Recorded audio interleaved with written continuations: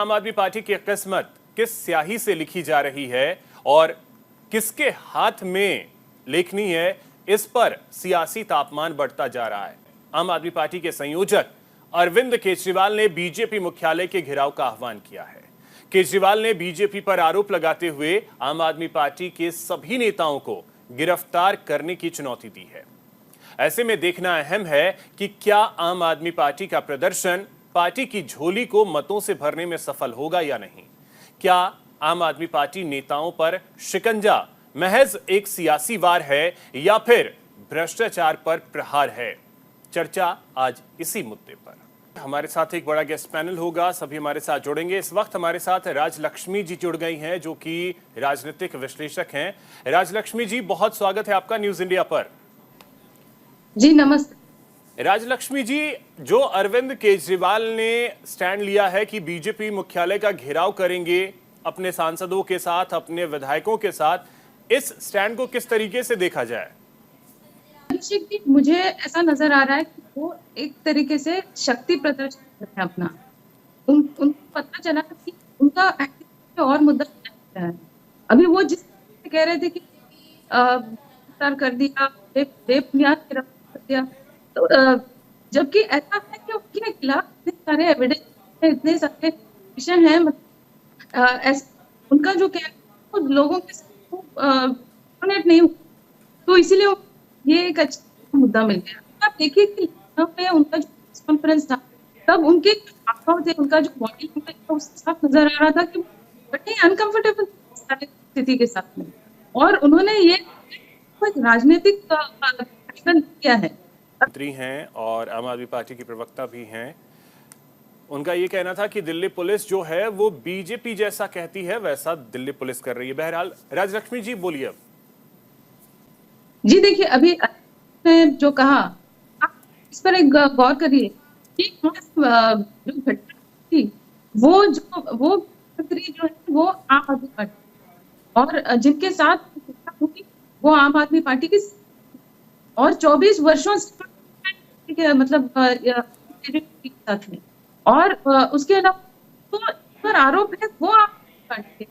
तो देखिए, आप भ्रमित करने की कोशिश कर रहे हैं, और जैसे मैंने कहा कि अभी उसके उस कॉन्ट्रैक्ट है, क्योंकि संजय सिंह ने अगले दिन कह दिया था कि दुष्व्यवहार हुआ स्वाति मक्केवाल के साथ खड़ी, तो बाद उन्होंने 4 दिन अलग दे दिया, और 5 दिन बाद वो अलग सीसीटीवी का फुटेज जारी करते हैं।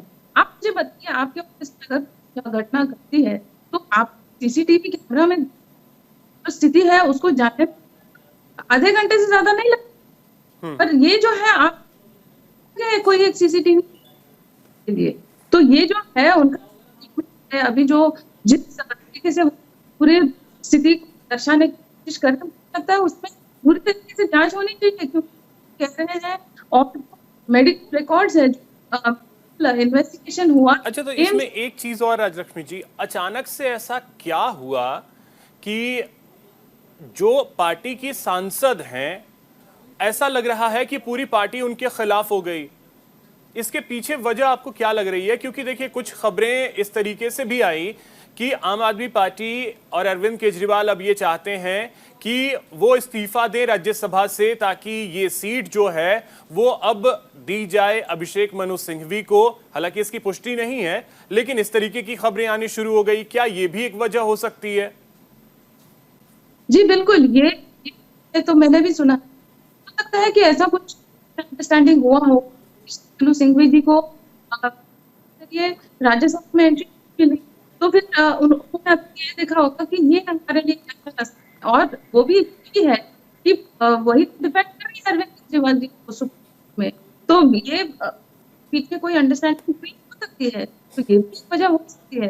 क्योंकि ये देखिए, मालीवाल अचानक आकर उनके खिलाफ तो ऐसा कुछ करती है, तो क्योंकि ये बिल्कुल, ये अचानक से ऐसा लगता है कि 180 डिग्री पूरी की पूरी पार्टी घूम गई है। कल तक जो बहुत बेहतर नेता थी उनके लिए, आज अचानक से वो दुश्मन बन गई।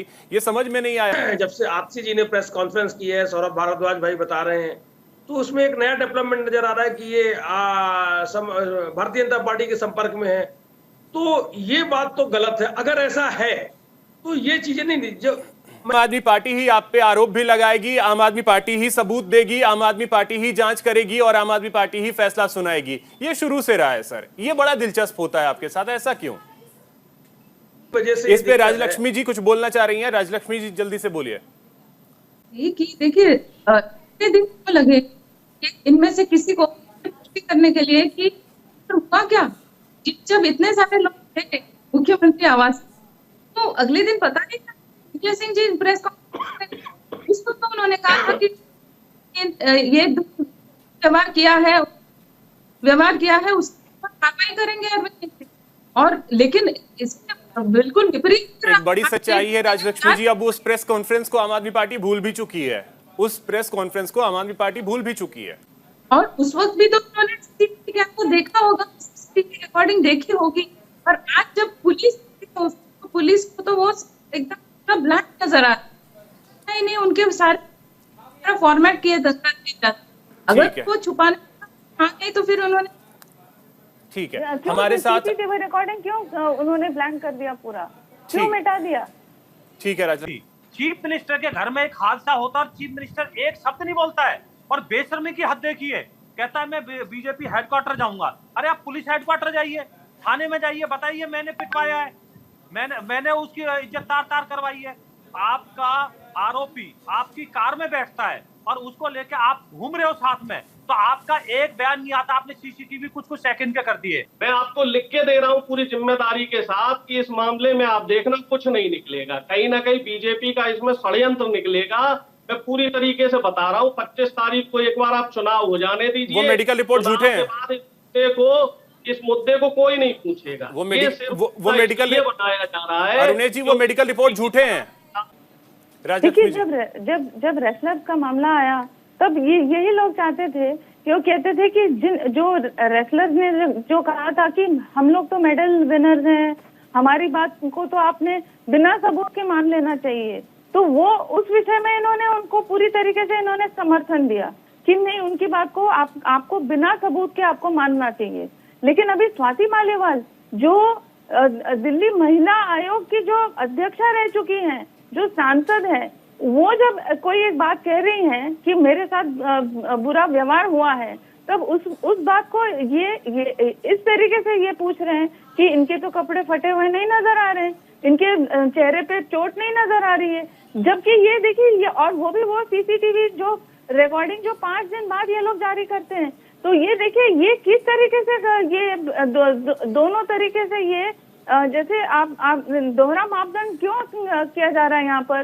कोई भी महिला को ये अगर इनका तो कोई बीजेपी के साथ कोई संबंध भी नहीं है।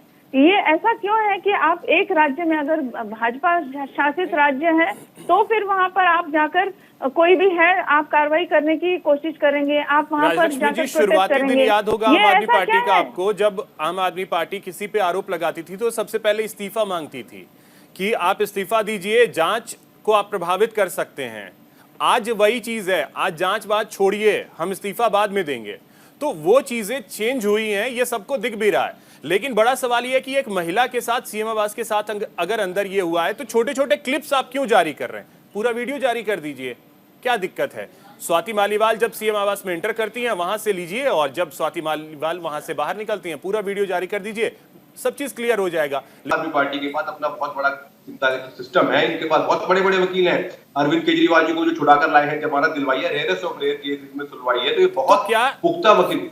तो क्या परमवीर जी, जो एक एज था अरविंद केजरीवाल को, जो जमानत मिली, वो बाहर आए, चुनाव प्रचार करने के लिए ही वो बाहर आए थे, लेकिन इस मामले ने कहीं ना कहीं आम आदमी पार्टी की मुश्किलें और केजरीवाल की मुश्किलें बढ़ा दी। मेरी बात सुनिए प्लीज, मैंने सिर्फ ये कहा है कि जो जांच जब जांच हो जाएगी तो उसमें दूध का पानी का पानी हो जाएगा। ब्रजभूषण सिंह जी की बात बोलते हैं, उनके खिलाफ एफआईआर हुई, जांच हुई, चार्जशीट फाइल हुई कि वो जो केस है वो ट्रायल फेस कर रहे हैं। आप मुझे बताइए किस महिला पहलवान का मेडिकल हुआ, किसके चोट के निशान है?